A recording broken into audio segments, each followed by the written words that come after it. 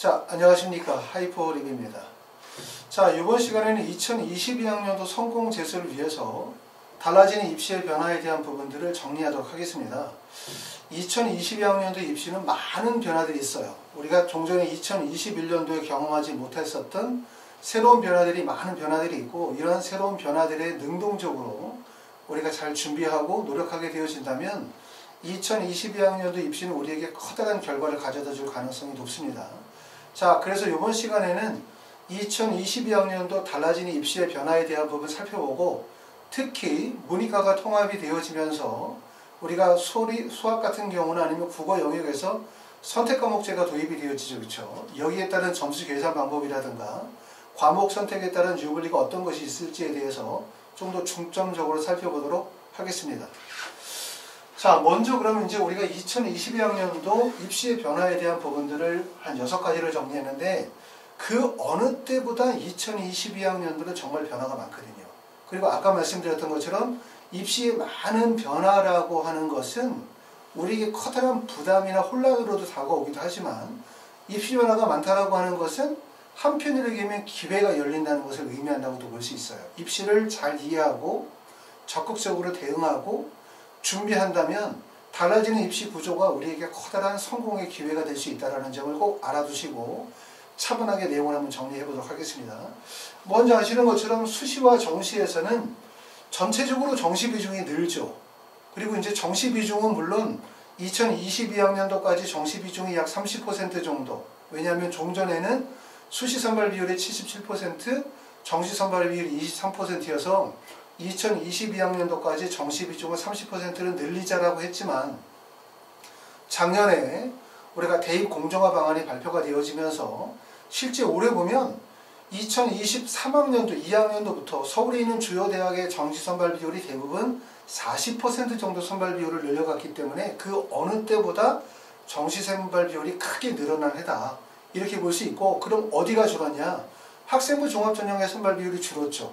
그리고 학생부 교과 비율이 늘고, 그 다음에 고른기회와 같은 지역인재 전형의 선발 비율이 늘었다는 점이 특징이라고 보실 수가 있습니다.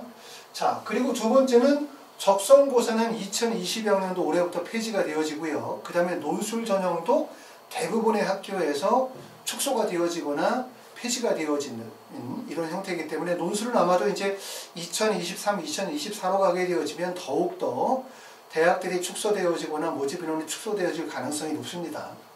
자, 그리고 세 번째는 학생부 종합전형의 투명성과 공정성의 강화, 그 다음에 학생부 기재 항목의 축소, 이 부분이 이제 중요한 부분 중에 하나인데, 우리가 수시에 원서를 쓰게 되어질 때 예전에 이제 수시에서 선발 비율이 많다 보니까 학생부 종합전형의 여러 가지 이제 투명성이나 공정성에 관한 부분이 이야기가 많이가 됐고, 그런 이유로 정시 선발 비율이 많이 늘었고, 대신 그럼에 따라서 학생부 종합전형의 선발 비율이 축소됐죠.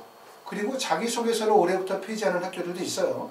자기소개서는 2024학년도부터 폐지하고 2022, 23학년은 문항을 축소해서 진행하자라고 했지만, 한국외대나 아니면 고려대 같은 경우로 자소서를 폐지했고, 지방에 있는 대학들 중에서 의예과나 치의학과, 약대를 선발하는 대학들 중에서도 자소서를 올해부터 활용하지 않는 대학들이 크기 때문에 결국은 학교생활기록부에 대한 문항이나 글자수가 축소가 되어졌지만, 반대로 학생부의 중요성이 매우 커졌다고 보셔야 돼요. 왜냐하면 예전에는 1단계 통과하고 난 다음에 제출되는 서류가 학생부, 교사추천서, 자기소개서였다면, 이제는 자소서, 교사추천서의 영향력이 없어지거나 아니면 폐지가 되어졌기 때문에 유일하게 남아있는 서류는 학생부만 남아있기 때문에 학생부의 영향력이 크다, 이렇게 정리하실 수 있고요.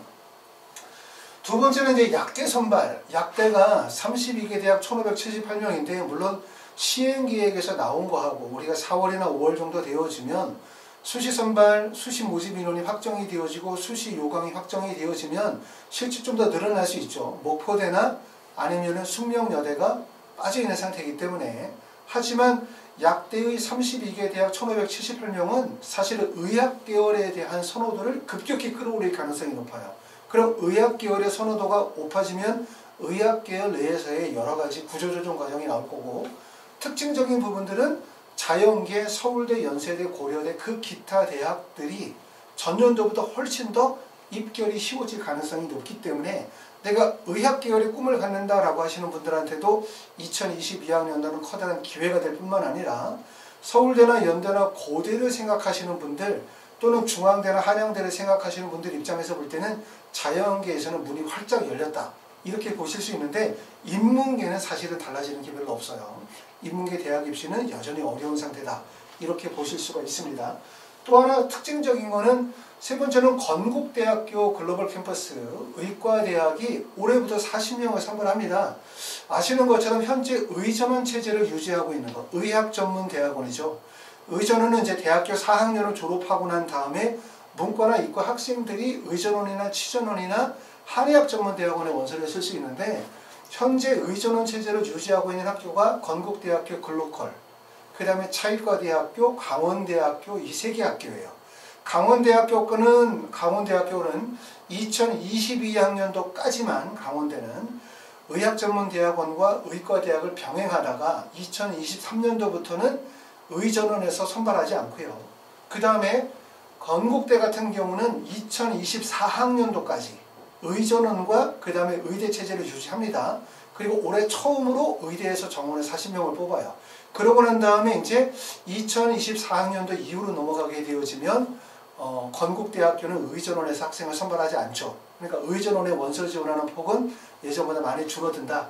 이렇게 되기 때문에 실제 대학교 2학년, 3학년, 4학년이신 분들 중에서는 수능 공부가 가능하거나 아니면 수능 공부가 안 되면 수시 지원으로 대학의 신입학, 의학 계열 쪽으로 노리시는 분들도 상당히 많죠. 왜냐하면 의전원이 선발 대학이 줄고 그 다음에 모집 인원이 줄면서 결과대학교 전문 직종을 생각하시는 분들은 대학의 신입학 쪽으로 기울 수밖에 없기 때문에 현재 의학 계열 같은 경우는 재수생들만 있는 게 아니라 3수, 4수, 5수생들, 다수생들이 상당히 많이 포함이 되어져 있다는 점, 이 점을 좀 알아두시고 따라서 재수하시는 분들은 실제 나는 재수지만 3수나 4수를 해서 꿈을 이루고자 하시는 분들이 많다는 점을 꼭 명심하실 필요가 있어요. 그렇기 때문에 예전보다 어찌 보면 재수생들의 경쟁력이 더 높아지고 있는 상태다. 이렇게 보실 수가 있습니다. 네 번째는 올해 우리가 중점적으로 제가 좀 설명을 드릴 수 있는 부분들은 뭐냐면 2015년 개정 교육과정에 따라서 우리가 공통과목과 선택과목 구조로 바뀌게 되죠. 그래서 출제 방향은 우리가 전체적으로 수능에서의 문항수라든가 배점이라든가 수능 수업 시간은 달라지는 게 아무것도 없어요. 동일하지만 단지 공통과목과 선택과목제로 유지하게 되어지고 보통 공통과목이 75, 선택과목에서 25 정도의 비율로 75대 25 정도 비율로 문항을 출제하게 되어지는데 국어 같은 경우는 공통과목에서는 독서와 문학을 공통으로 묶고 그 다음에 선택에서는 화법과 작문 또는 언어와 매체 중에서 태기를 하도록 하고요. 수학 같은 경우는 수학 1과 수학 2가 공통이고 그 다음에 선택 과목은 확률과 통계, 그 다음에 미적분과 기화 중에 선택을 하기 때문에 국어는 2개 과목 중에서 하나를 선택하게 되고 수학은 3개의 영역 중에서 하나를 선택하게 되겠죠. 따라서 그 선택하는 과목에 따라서 유불리가 없느냐, 과연 어떤 과목을 선택하는 것이 이로울 것이냐에 대한 고민이 많으실 것 같아요. 특히 우리가 사탐이나 과탐 같은 경우는 동일한 원점수라 하더라도 과목 선택에 따라서 표준점수가 크게 발생이 되어지는 이런 경우를 볼 수가 있고 특히 의학 계열을 생각하시는 분들은 전년도에 생명과학 1 같은 경우에 표준점수가 만점이 72점, 지구과학이 만점이 71점이었는데 화학 1의 만점은 67점이란 말이에요. 그러면 67점하고 71점, 72점의 점수 차이가 4점이나 5점 정도 점수 차이가 나게 되어지면 그거는 엄청난 점수 차이가 되거든요. 그러니까 결국은 동일한 원점수 50점을 맞았다 하더라도 과목 선택에 따라서 표준 점수 차이가 크게 발생이 되어지는 이런 현상들을 우리가 봐왔기 때문에 요번에 이제 국어하고 수학 같은 경우에서 공통 과목과 선택 과목제를 도입을 하다 보니까 걱정이 되죠.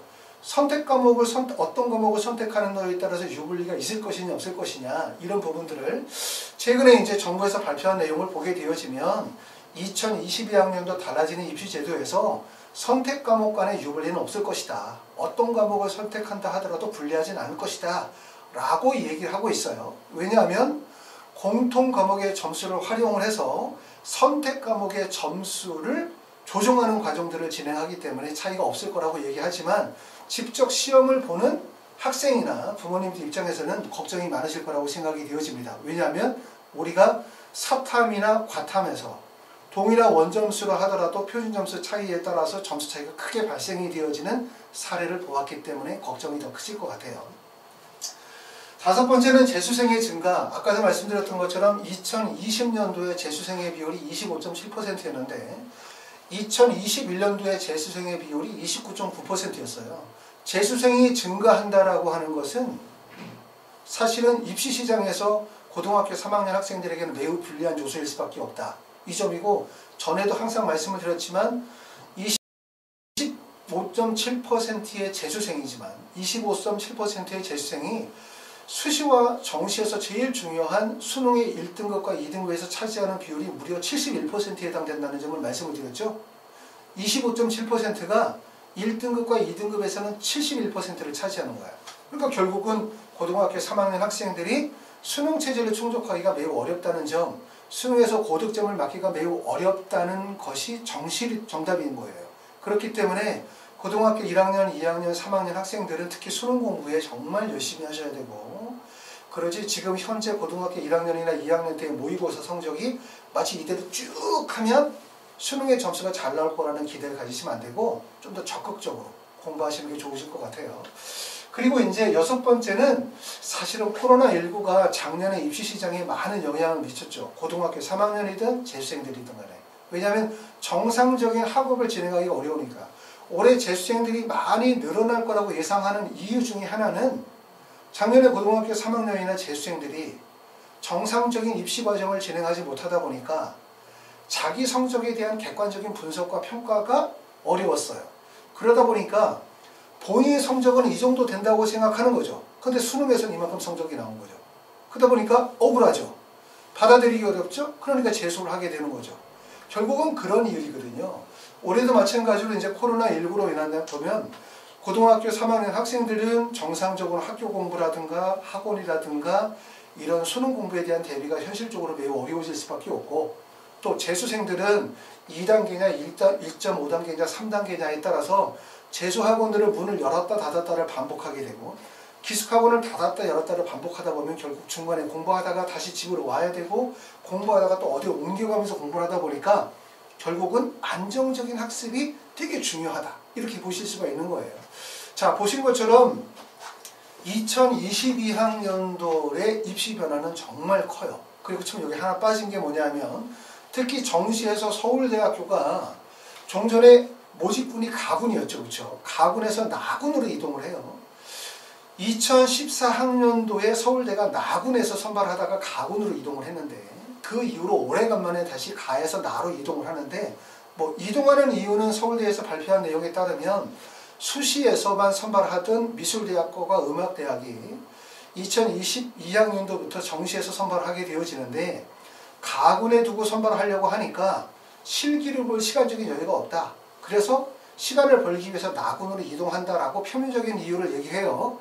그럼에 따라서 서울대가 이동하면서 연대나 고대가 줄기차게 모든 대학들의 변화가 발생이 되어지는데, 결국은 이러한 변화는 서울대가 바뀌고 다른 대학이 연쇄적으로 이동한다는 게 보다는 사전에 계획이 되어졌었던 것이 아닐까라는 생각이 되어지고, 이러한 변화를 가져가는 이유들 중에는 여러 가지 이유가 있을 거라고 생각이 되어져요. 근데 개인적인 생각으로는 대학들의 입장에서 볼 때는 점수를 통해서 대학을 서열화하는 구조, 이런 구조 자체가 입시학원이나 입시 컨설팅 업체에서는 점수를 통해서 대학을 또는 학과를 구조화하는 과정들을 진행을 해왔죠. 그렇죠? 그렇기 때문에 아마도 이러한 점수를 통해서 대학이나 학과를 구조화시키는 이러한 패러다임의 구조를 좀 더 뒤집기 위한 것이 아닌가라는 생각이 들어요. 그렇기 때문에 2022학년도 정시는 정말 복잡하죠. 아까 얘기했었던 것처럼 2022학년도로 가면서 공통과목과 선택과목의 수능, 과목 선택이 이루어지게 되고, 거기에 따라서 유불리에 대한 걱정이 있을 수밖에 없고, 더군다나 이제 대학들이 군이동이 발생이 되어지기 때문에 우리가 원서를 쓸 때는 항상 전년도의 데이터를 기반으로 쓰는 거죠. 전년도의 경쟁률, 전년도의 입시 등급 컷, 전년도의 합격 점수를 토대로 원서를 쓰게 되어지는데, 결국 군이동이 발생이 되어지고, 좀 전에 말씀을 드렸었던 것처럼 대학 입시가 공통과 선택 과목으로 바뀌게 되어지면 전년도의 입시 구조가 다 무너지는 거예요.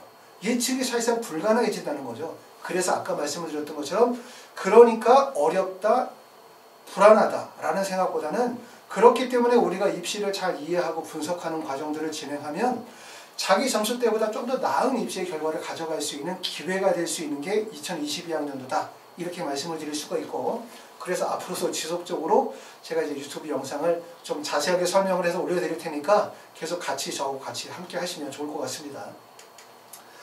자, 문이과 통합과 과목별 점수 보정에 대한 부분들을 좀 더 중점적으로 설명을 드리게 되어지는데, 먼저 수학에 대한 부분들을 제가 설명을 좀 드려볼게요. 수학은 우리가 2021학년도는 수리가형과 수리나형으로 나눠졌죠. 당연히 수리가형은 자연계학생, 수리나형은 인문계학생이었는데, 수리가형은 수학원과 학렬과 통계 미적분 이 포함이 되어졌고, 기하와 백태가 제외가 되어짐에 따라서 그러면서 비중은 좀 더 줄었다 이렇게 볼 수 있고요. 2020년도에 비해서. 그 다음에 수리나형은 수학원에서 특히 지수와 로그, 삼각함수가 추가가 되어짐에 따라서 아무래도 기존의 이과 내용이 추가되어지면서 문과 학생들이 다소 부담을 느꼈었던 해였어요. 그리고 수학, 초합, 확률과 통계가 이 범위 안에 포함이 되어졌습니다. 그런데 2022학년도부터는 어떻게 바뀌게 되어지냐면 기본적으로 75대 25, 공통교과목이 75, 그 다음에 선택교과목이 25 정도 비율을 차지하게 되어지는데, 공통교과목에서는 수학1과 수학2가 22문항, 그리고 점수로는 74점 배점이 배정이 되어지고, 그 다음에 선택과목으로는 확률과 통계, 미적분, 기화가 들어가요. 그리고 총 8문항이고 점수는 26점입니다. 자, 문과 학생 같은 경우는 크게 변동이 없고, 그 다음에 이과 학생들 같은 경우는 미적분과 기화 중에 하나를 선택을 해야 되는데, 아까 얘기했던 것처럼 고민이 이거라는 거죠. 미적분을 선택하는 게 옳을까? 기하를 선택하는 것이 옳을 것인가? 이 부분에 대한 우리가 고민을 좀 할 수밖에 없어요. 자, 달라지는 점은 2022학년도는 공통과목과 선택과목으로 바뀌게 되어진다는 점인데, 사실상 확률과 통계, 미적분, 기하 중에서 문이과 구분이 없기 때문에 어떤 과목을 선택해도 상관이 없다 이렇게 말을 하지만, 사실은 상위권 대학이나 의학계열, 의대나 치대나 한의대나 약대 같은 경우는 수시에서 또는 정시에서 선택 과목을 대부분 미적분과 기하로 선택을 하고 있어요. 자연계 학생들은. 그렇기 때문에 문과 학생들이, 자연계 학생들이 확률과 통계를 선택하고 난 다음에 상위권 대학이나 의학계열로 원서를 쓰기는 좀 어렵죠. 그렇죠? 대부분이 그러니까 자연계 학생들 중에서 상위권 대학이나 의학계열로 가시려고 하시는 분들은 결국은 미적분과 기하를 선택할 수밖에 없다. 이렇게 보실 수가 있고, 일부 의대에서는 확률과 통계를 포함시키는 경우도 있죠. 확률과 통계를 포함시킨다는 얘기는 문과 학생도 받는다는 얘기고, 이런 경우는 대부분 0.5점 정도로 점수를 보정하는 과정을 진행을 하거나, 아니면 치대 같은 경우에서도 강릉 원주대나 원광대 같은 경우는 확률과 통계, 미적분, 기하 중에서 태기를 하기를 해요. 이런 대학들은 대부분 인문계, 자연계열의 선발 비율을 따로 두거나 인문계 학생들도 지원이 가능한 경우에 대학들에 해당이 되어집니다. 하지만 정리하면 결국은 자연계 학생들이 상위권 대학으로 가려고 하거나 의학계열로 가려고 하면은 결국은 미적분과 기하 중에서 선택을 하시게 되어질 것 같습니다. 자, 하지만 이제 2022학년도는 수능 과형과 나형이라고 하는 구조는 없어졌죠. 모든 학생들이 통합되어진 등급과 표준 점수를 받게가 되어져요. 그래서 기본적으로 점수를 계산하는 방식이 지금 보는 것처럼 확률과 통계, 미적분, 기하라고 해서 선택 과목의 표준 점수를 그대로 반영하게 되어지면, 우리가 과탐처럼 동일한 등급이라 하더라도 선택 과목에 따라서 유불리가 발생이 되어지기 때문에 아시는 것처럼 공통 곡과목의 점수를 활용을 해서 선택 과목의 점수를 조정하는 이런 점수 조정 방식을 택하게 되어지죠.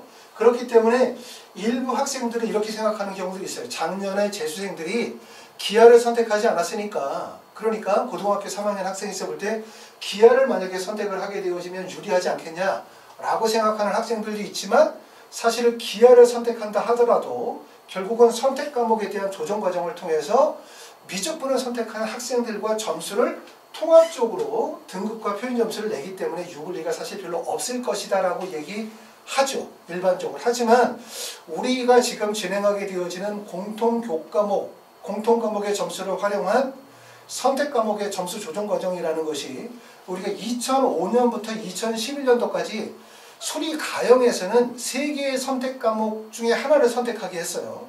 미분과 적분, 그 다음에 확률과 통계, 그 다음에 이산수학 3개 중에서 선택을 하는 그 사례들을 적용을 시켜봤고, 그 사례들을 통해서 봤었을 때 지금 올해부터 진행이 되어가는 이런 점수의 교정 방법이 문제가 없을 것이다 라고 얘기하지만, 그 전에 사례를 봤었을 때도 어떤 게 발생이 되어졌냐면 선택 과목에 따른 유불리가 발생이 되어졌다는 점을 우리가 고려할 수 있어요. 그 점을 우리가 알아두실 수밖에 없기 때문에, 물론 이제 입신을 치르는 또는 뭐 평가원이라든가 아니면 정부 당국에서는 선택 과목에 따른 유불리를 최소화시키기 위해서 노력할 수밖에 없긴 하지만 어느 정도는 발생이 되어질 수밖에 없다는 점이기 때문에, 결국은 종전의 사탐이나 과탐에서 결국 동일한 등급 점수라 하더라도 표준 점수 차이가 크게 벌어지는 사례에다가 국어나 수학 같은 경우에 선택 교과에 따라서 결국은 유불리가 어느 정도 발생이 되어진다고 한다면 결국은 2022학년의 입시는 더 불안한 입시의 구조가 될 수밖에 없다. 이렇게 이해하실 수가 있을 것 같습니다. 자, 수학 같은 경우는 지금 보시는 것처럼 공통 교과목인 수학 1과 수학 2에서 74점의 배점이 배정이 되어져 있고, 그리고 문항은 1번부터 시작해서 22번까지가 공통 교과목이에요. 그리고 23번부터 30번까지가 확률과 통계, 미적분, 기하에서 진행하는 26점이 배정이 되어지는 선택교과라고 보시면 됩니다. 자, 다음으로 이제 국어 영역에 대해서 좀 설명을 드려볼게요. 국어 영역은 자, 공통 교과목으로는 독서와 문학이고요. 그 다음에 선택 과목으로는 화법과 작문, 언어와 매체인데 배점은 우리가 국어와 문학에 76점의 배점이 되어져 있고, 그 다음에 선택교과에 24점의 배정이 되어져 있어요. 그리고 문항수로는 공통교과가 34문항, 선택교과의 문항이 11문항, 이렇게 해서 75대 25 정도 비율로 구성을 가지고 있고, 그 다음에 달라지는 점은 뭐냐면 종전에 독서와 문항의 출제 문항수가 15문항이었거든요. 그런데 올해부터는 2문항씩 늘어서 총 17문항으로 문항이 좀 는다는 점, 이게 달라지는 점이고, 그리고 국어교과에서 특징적인 부분들은 종전까지는 이제 국어는 EBS의 반영 비율이 매개 중요한 요소로 활용이 되어졌는데, 종전의 70%에서 반영 비율이 50%로 줄기 때문에 결국은 국어의 연기율이 줄어든다는 것은 어찌 보면은 국어의 공부의 양이라든가 공부의 방법이 달라져야만 한다는 의미이기 때문에 국어 공부의 중요성이 좀 더 커졌다, 이렇게 보시면 될 것 같습니다. 국어는 좀 전에 말씀드렸던 것처럼 독서와 문항에서 33문항이 출제가 되어지고 이게 공통이고요. 그 다음에 화법과 작문, 언어와 매체에서 11문항이 출제가 되어지고 이게 선택교과로 보시면 됩니다. 자, 점수 산출 방식은 아까 말씀드렸던 것처럼 공통 점수를 활용을 해서 선택 과목에 대한 점수를 보정하는 과정의 점수 방식을 택하게 되어지지만, 대부분의 학생들이 국어 선택 과목은 화법과 작문을 선택할 가능성이 높죠.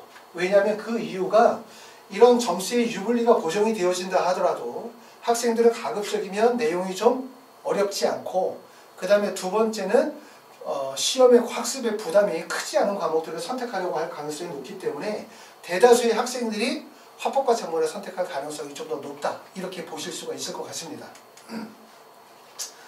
자, 다음으로는 이제 공통 과목을 활용한 선택 과목 점수 조정 방식인데, 이게 이제 우리가 평가원에서 발표한 국어 영역과 수학 영역에서 점수를 환산하는 방식에 대한 설명입니다. 내용은 매우 복잡하게 구성이 되어져 있는데 제가 간략하게 좀 설명을 좀 드려보도록 할게요. 자, 아시는 것처럼 공통 교과목이 있고 그 다음에 선택 과목이 있는 거죠. 비율적으로 봤을 때는 공통 과목의 75, 그 다음에 선택 과목에서 25를 반영하는 거고, 수학 같은 경우는 당연히 선택 과목이 뭐가 들어가는 겁니까? 확률과 통계, 그 다음에 미적분, 기하 3개가 들어가게 되는 거고, 대부분의 문과 학생들은 확률과 통계를 선택할 거고, 대부분의 자연계 학생들은 미적분과 기하 중에서 선택을 하게 되어지는데, 이 점수 교정 방식이 2005년도에서 2011년도까지 수리 가형이 종전과 동일한, 지금과 동일한 미적분, 확률과 통계, 이산수학 3개의 영역 중에서 하나를 선택하는 방식의 적용 방식이에요. 그 적용 방식으로 점수 환산 법칙을 동일하게 적용하기 때문에, 다시 말하면 뭐냐면 2005년도부터 2021년도까지 진행했었던 점수 적용 방식을 지금 2022학년도의 점수 방식에 적용을 시키기 때문에 별로 문제가 되어지지 않는다. 왜냐하면 그만큼 문제가 되어지지 않았다는 것을 확인했기 때문에 올해 요 방식을 적용한다는 의미고요. 그 방식은 어떻게 진행이 되어지냐면 먼저 공통 교과목이 있고 선택 과목이 있으면 1단계로 먼저 선택 과목의 조정 원점수를 먼저 산출을 해요. 그러고 난 다음에 다시 공통 과목하고 선택 과목별 표준 점수와 점수를 산출하고 2단계에서 그 다음에 3단계로 가게 되면 배점 비율을 반영한 공통 과목과 선택 과목별 표준 점수의 가중합을 산출하고 그리고 마지막으로 가면 표준 점수의 가중합을 변환한 최종 표준 점수 산출 순서로 해서 4단계를 거쳐서 점수를 내는 거죠.